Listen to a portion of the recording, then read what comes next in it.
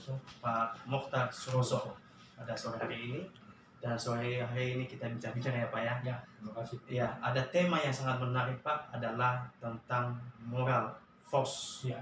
Ya, boleh dijelaskan kepada generasi milenial Pak, khususnya moral force ini, apakah ada kaitannya dengan karakter membangun karakter building? Ya. Karakter building maksudnya. Ya, Sedangkan Pak, itu sudah pasti. Moral kita yang bagaimana? Moral bangsa Indonesia, orang Timur bagaimana? Enggak, Anda mungkin sudah tahu sebagai orang Timur ya. Kita tuh sangat sopan dengan orang-orang lain. Buktinya akhir kita terlalu sopan, datanglah penjajah. Kita harus melawan penjajah, itu harus ada apa? Moral tadi. Moral force tadi. Karena apa? Moto moral force itu yang harta benda, jiwa raga dikorbankan, plusnya pantang menyerah dan pantang mundur. Itu yang namanya moral force tadi. Itu sangat kita banggakan orang-orang pejuang zaman dulu. Senjata pun kita tidak punya. Sekarang kita sudah rankingnya sudah naik di Asia Tenggara, kita nomor 1 ya. Masalah kekuatan militernya enggak. Itu moral kita berarti sudah naik kan? Sudah itu di dunia ini kita nomor 8. Moral kita naik juga kan? Ya itulah yang namanya moral force tadi. Ya, agar kita dengan milenial ini jangan lupa dengan moral force para pelaku sejarah zaman dulu. Kita harus menjaga, mengangkat itu. Dipertahankan apa ya? Kita bukan memperkenalkan lagi, menjaganya. Masukkan ke dalam hati kita bahwa moral kita itu sama. Perjuangannya cuma berbeda. Kalau dulu bersenjata, sudah merdeka kita tidak pakai senjata lagi, tapi pakai apa? Perangnya apa? Ekonomi. Karena apa? Yang pertama di Pancasila ketuhanan, terakhirnya tuh keadilan sosial. Nah, itulah yang harus kita bangun kembali. Karena ekonomi itu menyebabkan kita jadi gagah, jadi perkasa, bisa diakui dunia. Itu kan itu namanya yang namanya Pancasila tadi. Kalau yang di tengah-tengahnya itu lain lagi tapi yang di atas itu sangat sangat krusial. Di bawah itu juga krusial karena apa? Ekonomi. Kalau tidak kuat ekonomi kita jadi gampang dimasukin macam-macam.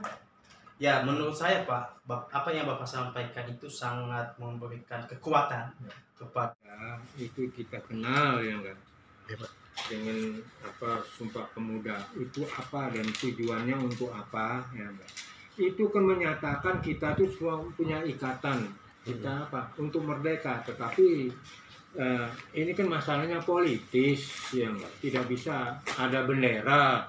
Nggak ada bendera, kan menyatakan bahwa satu tanah air, satu bangsa, satu bahasa ya kan. Itu lahirnya Sumpah Pemuda, cikal bakal persatuan kesatuan bangsa Indonesia ini untuk menjadikan ikatan ya enggak. Memang setelah itu dijadi ikatan. Sabuk pengikatnya adalah Bhinneka Tunggal Ika, akhir dari Sumpah Pemuda. Bukan dari mana-mana. Jadi kita harus tahu apa namanya yang namanya Bhinneka Tunggal Ika dari mana asal-muasalnya, dari sini juga.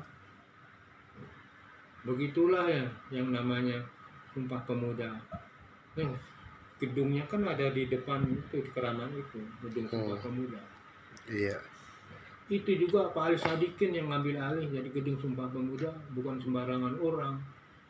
Dia ingat, ini tempat perjuangan zaman-zaman dulu.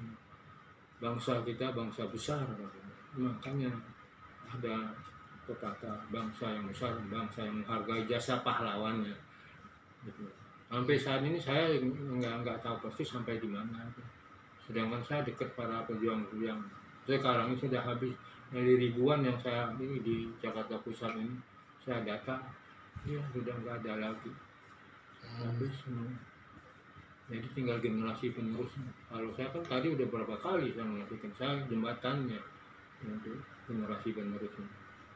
Saya kan bukan pemuda lagi ya.